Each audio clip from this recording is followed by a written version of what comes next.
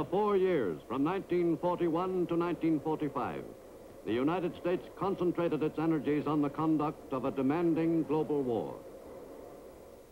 The American people turned their full attention to the job of winning that war. In the Pacific Asiatic Theater, U.S. fighting men pushed the enemy back to the shores of Japan itself by the summer of 1945.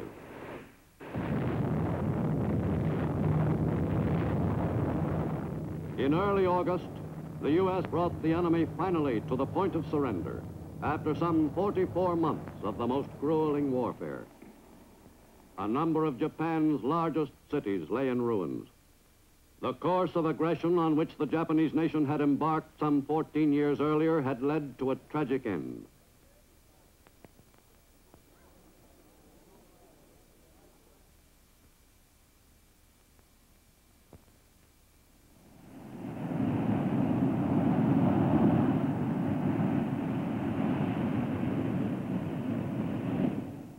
On a day most Americans will never forget, August 15th, 1945, the Third Fleet was in waters near Japan.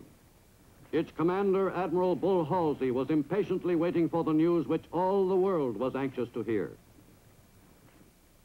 I have received this afternoon a message from the Japanese government in reply to the message forwarded to that government by the Secretary of State on August 11th. I deem this reply a full acceptance of the Potsdam Declaration, which specifies the unconditional surrender of Japan. In the reply, there is no qualification. Finally, the all-important message came through by wireless. The enemy had surrendered. The war was over. Every man in the fleet, from admiral to able-bodied seaman, felt an immense surge of relief. After nearly 4 years, U.S. had won the victory.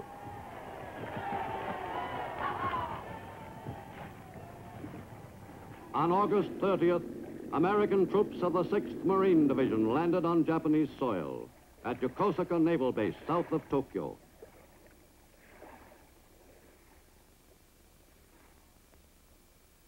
U.S. officers quickly assumed control of the installation and issued orders on procedure to the Japanese officers who had been in charge. With U.S. command firmly established, the Stars and Stripes was raised over the Japanese homeland.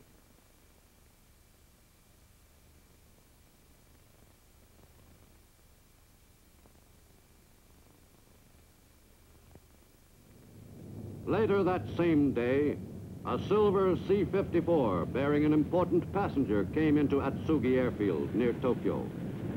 The commander of U.S. forces in the Southwest Pacific Theater, General Douglas MacArthur, had completed the last leg of the long drive to the Japanese homeland.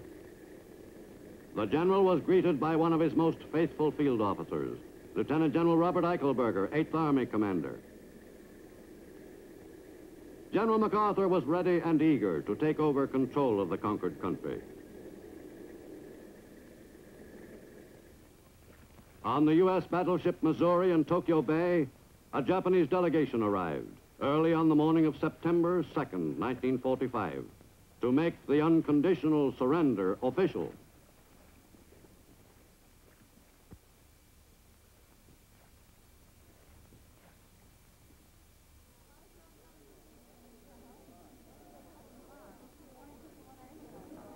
The Japanese contingent faced an impressive array of Allied officers. The ceremonies were directed by the new Supreme Commander of the Allied forces in Japan, General MacArthur, who took a firm attitude toward the conquered people. We are gathered here, representatives of the major warring powers, to conclude a solemn agreement whereby peace may be restored. It is my earnest hope, and indeed the hope of all mankind, that from this solemn occasion, a better world shall emerge out of the blood and carnage of the past. A world founded upon faith and understanding. A world dedicated to the dignity of man and the fulfillment of his most cherished wish for freedom, tolerance, and justice. I now invite the representatives of the Emperor of Japan and the Japanese government and the Japanese Imperial General Headquarters to sign the instrument of surrender at the places indicated. Representing the Emperor at the proceedings which concluded the costliest war in world history was Japanese Foreign Minister Mamoru Shigemitsu, who formally surrendered for his country, thus committing Japan to accept the Potsdam Declaration, calling for the complete disarmament and surrender of all military forces. A few hundred U.S. servicemen witnessed the climax of 4 years of war in the Pacific. That war ended officially at 8 minutes past 9 a.m. on September 2nd, 1945. Let us pray that peace be now restored to the world and that God will preserve it always. These proceedings are closed. The formal surrender of the Japanese nation on the deck of the Missouri was followed by other dramatic surrender ceremonies. On Rota Island in the Marianas, one of the many groups of Japanese troops on bypassed islands gave themselves up to the victorious Americans. Great quantities of Japanese weapons and equipment were taken over by the GIs, and the enemy soldiers taken into custody, preparatory to being returned to Japan. The last man off Wake Island, Colonel Walter Baylor, was the first man back. The Japanese garrison surrendered the island to U.S. forces on September 4th, 45, 3 years and 8 months after other Japanese troops had seized the island, in a battle which will live long in the memory of all Americans. In Malaya and throughout the Southeast Asia Command, British Commonwealth forces accepted the surrender of the Japanese troops. Although they conformed to the surrender protocol, many of the Japanese in this theater did not feel they had been defeated. Singapore was the setting for the principal ritual in Lord Mountbatten's command. The Union Jack flew proudly over this British colonial city, which had been beaten into submission in early 1942. In the Philippines, General Jonathan Wainwright arrived after a quick flight from Japan to accept the surrender of the Japanese forces in those islands. Forces commanded by General Tomoyuki Yamashita. The ceremony at the Philippine summer capital at Baguio in northern Luzon took just 11 minutes. The once feared Tiger of Malaya surrendered the remnants of his army in the Philippines. This was a long-awaited moment for General Wainwright, who had surrendered the Philippines 40 months earlier, and for Britain's General Percival, who had surrendered Singapore. Immediately following the brief ceremony, the Japanese commander and his party were taken away as prisoners of war.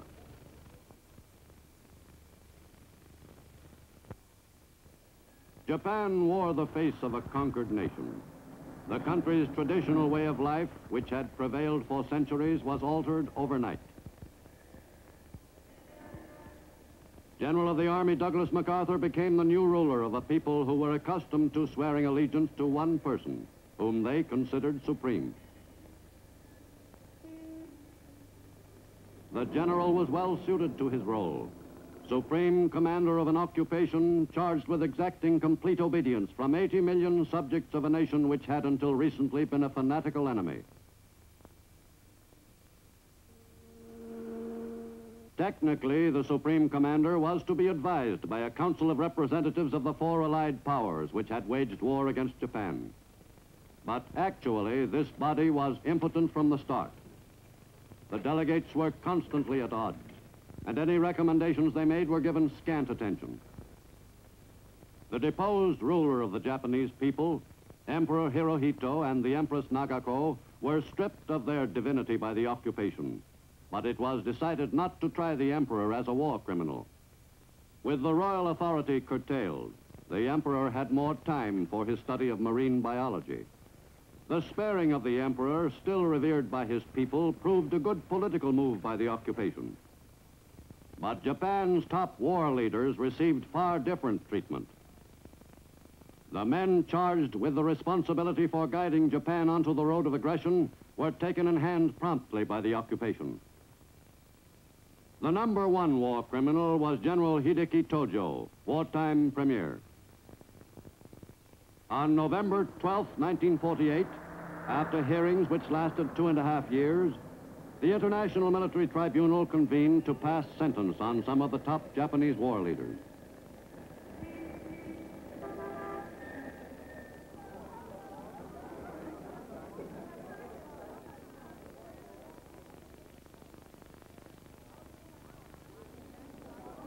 Premier Tojo was charged with the planning, preparation, initiation, and waging of aggressive war, and with violations of the laws and customs of war, and crimes against humanity. But by assuming full responsibility for the war, as charged, Tojo reestablished his reputation for loyalty and courage.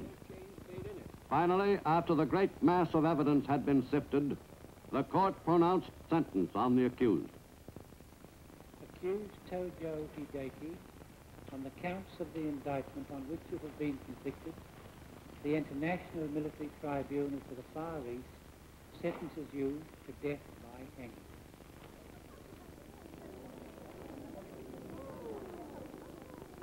The occupation's job of controlling 80 million people who had until recently hated America and Americans went smoothly. The once despised GIs were assisted by Japanese police who had been judged trustworthy. The Japanese people seemed to reconcile themselves quickly to the fact that the war was over and they had lost. The country's most immediate post-war problem was one of sustaining life, a problem Japan had in common with a number of other Asiatic lands. Nippon's 80 million people simply could not produce enough food to keep themselves alive. In the years following the end of the war, the Japanese were able to supply only about 3/4 of the food necessary for the population of the home islands, existing on a meager diet. One possible source of food expansion lay in the removal of restrictions on the permitted fishing area. The yield from the seas could conceivably be boosted above pre-war levels. Agriculturally, the situation was less flexible. The occupation had initiated a program of land reforms, which seemed a hopeful experiment. But the basic problem remained: not enough arable land, and the farmer's small income was drained by increased food and tax collections. Most Japanese, like Hiroshi Akabane, took a philosophical view of the situation. We Japanese have always been frugal people. But after the end of the war, many of our men, women, and children went hungry. Many starved during the first half year. Considering that we are a conquered nation, most of our people felt they were lucky to be still alive. Of course, our people all hope to live better at some future time. And now that the war is over and out of the people's minds and hearts, we can work toward making our life better than it is today on our island, which we once called Mizuho no Kuni, land of plentiful rice. The American soldiers became very popular in Japan. Most of my people found them friendly and kind. There was no unhappiness in our association with them. Japan was greatly helped by their presence. The important officers of the occupation were very kind to our Japanese diplomats and businessmen, who were given much advice by those officers. With their help, Japan struggled to build a new democratic nation. The Japanese Diet convened on September 4th, 1945, for the first time since the surrender. The Diet voted in favor of bills calling for an end to many long-standing Japanese laws and customs, always following directives from the U.S. Supreme Commander's office. The new Japan's leading political figure, Premier Shigeru Yoshida, had opposed the militarist clique and was thus in high favor with the occupation.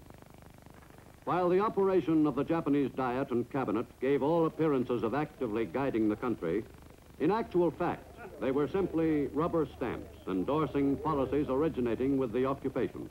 Japan's political leaders were dependent completely on occupation approval. The course of Japan's political progress was not entirely smooth. A small but active communist group operated openly. The Japanese communists were more interested in their own objectives in Japan than in relations with Moscow. Some party leaders, like Sanzo Nosaka, were denounced by Russia. The Japanese communist paper, Akahata, was eventually suspended by occupation authorities. But the party itself was never formally outlawed. It was felt that it was far wiser to permit its members to demonstrate openly than to give their movement impetus by driving it underground. But in time, the activities of the party were rigidly checked. None of the party leaders was permitted to hold political office. The communist movement in Japan never became a matter of grave concern.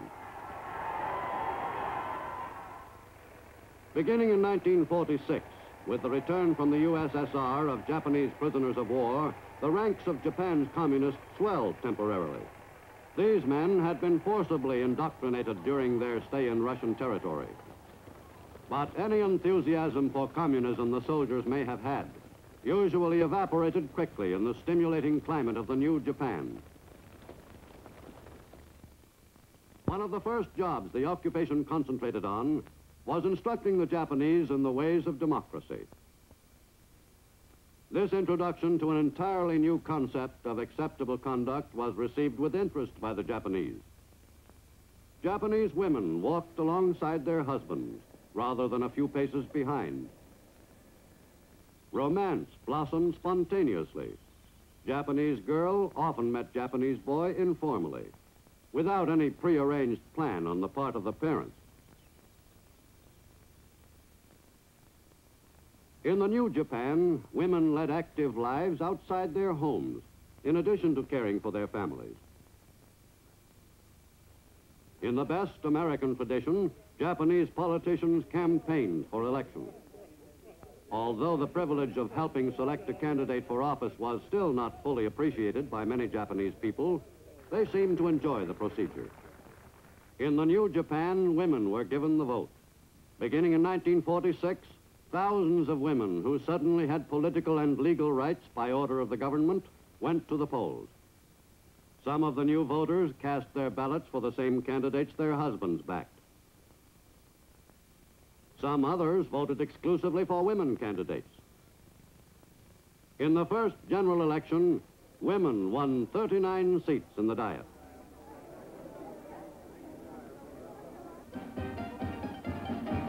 Anything American, even the square dance, was seized on with great determination by Japanese of all ages.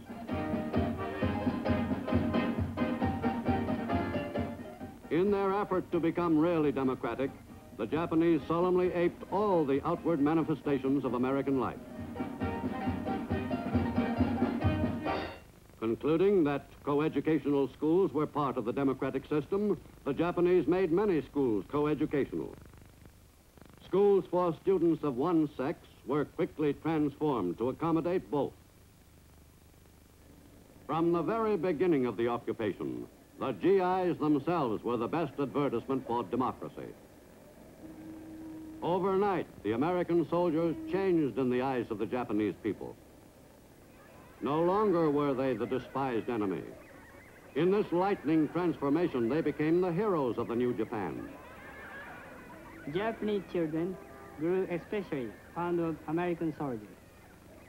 In Tokyo and other large cities, there are reminders of Americans everywhere you look. American motion pictures again became popular with the people all over Japan. There is no doubt that the Japanese were genuinely fascinated with the trappings of American civilization. But this enthusiasm for things American in no way replaced the people's devotion to their traditional culture.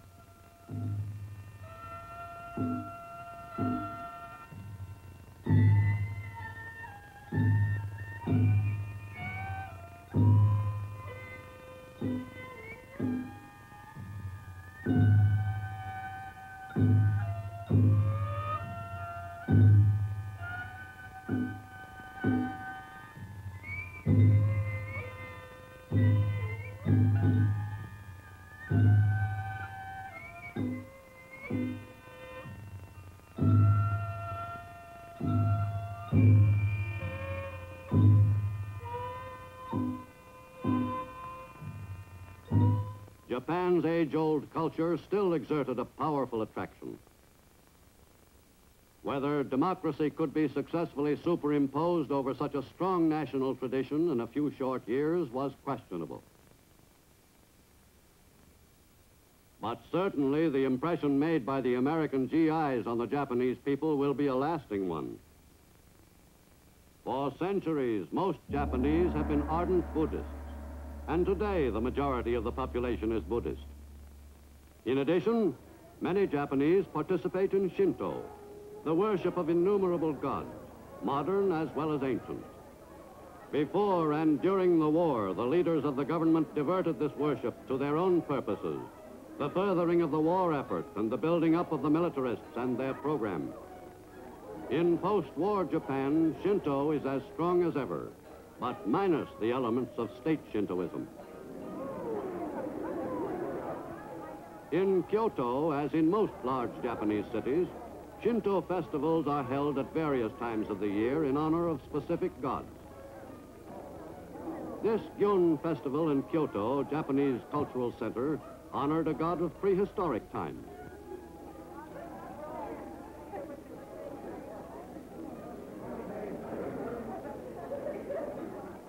The occupation was particularly concerned with getting Japanese industry back on its feet. Labor unions were formed with the approval of the occupation. But when they showed signs of becoming too strong, their powers, such as the right to strike, were severely curtailed. But the life of the worker in post-war Japan is improving as Japan moves toward its economic recovery. In the first years of the occupation, monopolies were made illegal, but gradually the influence of the Zaibatsu, the pre-war industrial magnates, again became strong. In the new Japan, there was a decidedly conservative cast to the leadership of Japanese industry, matching the situation in Japanese political life. Considering the circumstances which existed at the end of the war, the accomplishments of the occupation in helping effect Japan's recovery have been notable.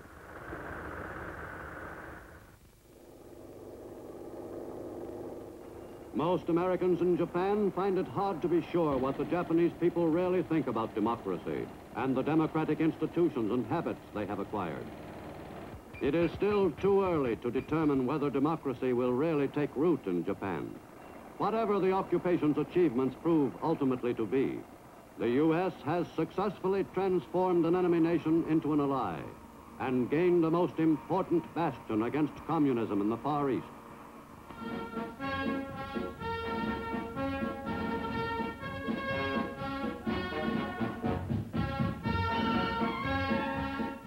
The urgent need for a military foothold in the Orient grows more apparent with each passing month.